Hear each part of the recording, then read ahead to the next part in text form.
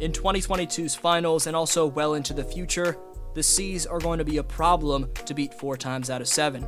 Game 7 against Miami saw Jason Tatum, Jaylen Brown, and Marcus Smart each post 20 points, 5 assists, and 5 rebounds, becoming just the second trio in the 75-year history of the NBA to ever achieve that.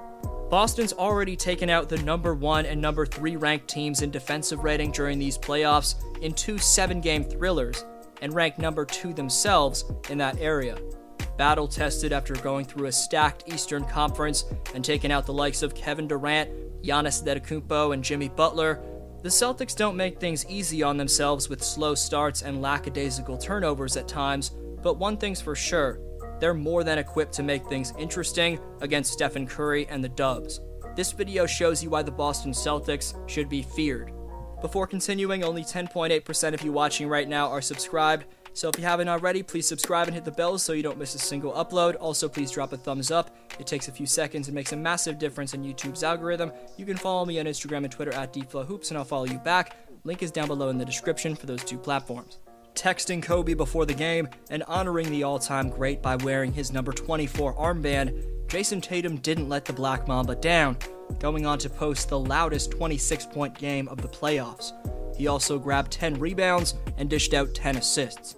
On Sunday, the superstar either took it upon himself to get it done or set up his teammates on crucial possessions all throughout the game, getting it done from any area of the court. I should have mentioned this in my video about the Celtics' big man rotation after Game 5, but Jason Tatum's wingspan and strength pretty much gives the Celtics another versatile center out there on both ends of the court to pair with the Godfather Al Horford and the Time Lord Robert Williams. Here, directly as the ball rotates over to Smart, Tatum knows he's going to shoot it and crashes the glass, uses his 7-foot reach and elite standing jump to snatch it away from Tucker, and he goes back up with a monster finish. This next rebound comes on the defensive glass, but it's just as crucial. You see the pesky Lowry try and sell the contact while boxing out, but watch the great footwork from Jason to perfectly time the rebound and avoid fouling. But more importantly, with Miami crashing the O boards, Tatum pushes it up in transition, and that leads to a wide-open 3 from Marcus Smart. I know those 2 boards will go completely overlooked, but Boston needed to throw the first punch in Game 7, and those 2 rebounds helped give them a 9-1 lead in the early going. But the most improved and also underrated aspect in Tatum's bag is his playmaking. For some reason, he's known strictly for his scoring, but in the postseason, Jason's only 0.3 behind Marcus Smart for the Celtics' lead in assists per game. Here, Smart gets the hockey assist after pushing it up in transition, but along with that pushing of the pace, it's this slick dime from Jason where he catches the pass backwards, spots the Dark Knight cutting to the paint, and all in one motion, locates Grant for the and 1. Directly after Miami called timeout, Jason shows you what happens if you sleep on him from beyond the arc. PJ tries to close out, but it's just not good enough. Very next possession, after getting the switch onto the smaller and less capable than Oladipo defensively in Gabe Vincent, Jason displays some sauce off the dribble from deep range, as the intimidating 8'11" high release point on that 3-pointer gives minis like Vincent no chance at contesting it. It looks like Jason's about to pull up right here as he goes up halfway into his jumper, drawing both Tucker and Vincent before finding Smart in the lane. And you may not have noticed this, but Smart also fakes a pass on this possession, faking the dump off to the corner, which makes Tyler Hero hesitate coming over for the rotation, and Smart lays it in. Improvisational offense that these Boston attackers have lived off. When it was all said and done, Boston's top duo of the Jays had put the abundance of playoff experience they've already gained to good use. Jason Tatum's now 4-1 in Game 7s, while Jaylen Brown's 5-1. After an incredibly poor start to this season, there were questions of whether or not Brown and Tatum could play together on the wing as trade rumors began to arise. Putting things into perspective, the Celtics were 11th in the East back in January. They're now in the finals, the greatest in-season turnaround in NBA history, which is proven by the fact that Boston had the greatest second half of the season record for a team below 500 at the midway point of all time. Boston has now eliminated each of the 3 teams that have taken them out in the playoffs in the last 3 consecutive seasons.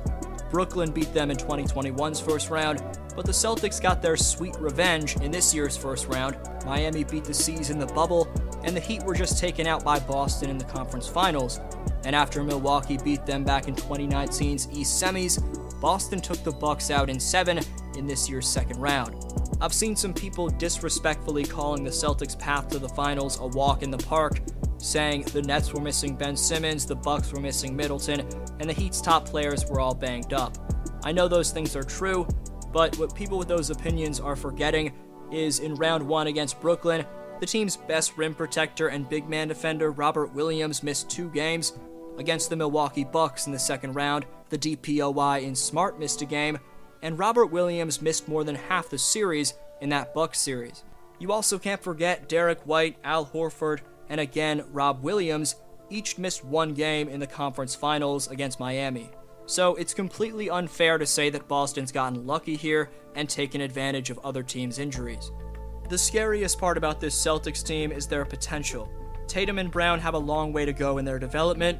The team as a whole can easily clean up their turnover issue and slow starts with a tad more focus and pressure on their passes. Point is, as constructed, with all their imperfections, which are easily correctable mistakes, as I said, that'll come with time, Boston's intuitive shot creators and athleticism both offensively and defensively, that alone got them through the Eastern Conference. Looking back on it, and that up-and-coming Tatum and Brown combo has gotten the team to 4 conference finals appearances in 6 seasons. In one of those 6 seasons, Brown was injured, and in another, Kyrie threw a pity party for himself.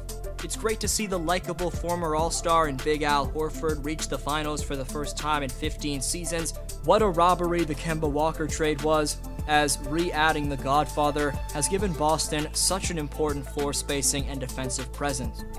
A bona fide superstar and top 5 player in Jason Tatum became one of 4 players in NBA history to reach the NBA Finals while averaging 25, 5, and 5 before turning the age of 25. The other 3 are all-time great champions in the modern era in Kobe Bryant, LeBron James, and Dwayne Wade. I'll have my series preview tomorrow, but during the regular season, the Warriors and Celtics were tied for the best defensive rating in basketball at 106.9, so this is probably going to be at least a 6-game war. Speaking of wars, Boston just had one with the Miami Heat, who came up 1 3-pointer away from playing into June. Let's give Jimmy Butler his props, who left it all on the floor in the Eastern Conference Finals, dropping 47 points, 9 boards, and 8 dimes on 16 for 29 shooting from the field in Game 6, and followed that up with 35 points and 9 rebounds on 13 for 24 shooting in Game 7. He played all but 2 minutes in the final 2 games. But even after taking out the feisty Jimmy Butler and a series before that taking down the most dominant force in the league in Giannis, there's zero complacency being displayed from Boston. Post-game, Coach Ime Udoka had an outstanding point, saying, "We don't celebrate Eastern Conference championships in the Celtics organization." In your opinion, what should be Boston's main game plan in the finals? Best answer down below in the comments gets next video shoutout. Top 5 commenters by June 21st receive free NBA merchandise this summer, so leave your take on today's question to compete in Community Speaks. Shout out to Reese Kakoa, who gives his prediction for the finals. Pause to read his take and the honorable mentions. Appreciate every answer. I hope you have a great one. D-Flow signing off.